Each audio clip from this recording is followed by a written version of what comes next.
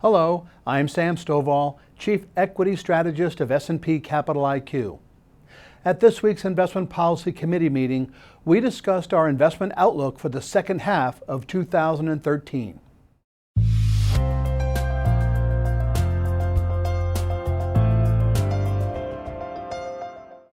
The other day, someone asked me, if you had $1 million sitting in cash today, how would you allocate it?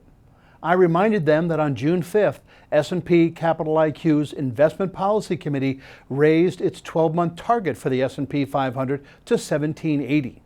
We also increased our recommended exposure to U.S. equities to 50% from 45%, suggesting that investors use projected near-term price declines as opportunities to add to holdings while reducing the cash exposure to 10% from 15%.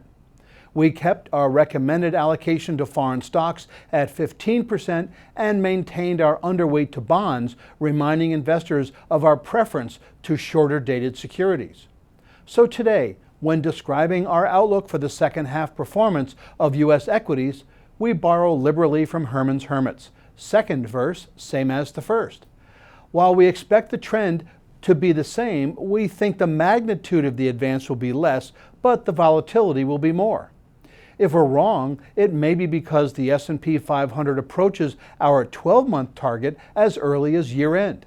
We think U.S. stocks have additional room to run before the year is out due to encouraging historical precedents, a projected recovery in global economic growth aided by an expected troughing of European and emerging market GDP trends later this year, improving U.S. EPS growth expectations and attractive valuations, and finally, favorable chart patterns.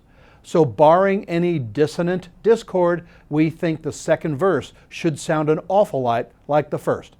I'm Sam Stovall, and I'll talk with you again next week.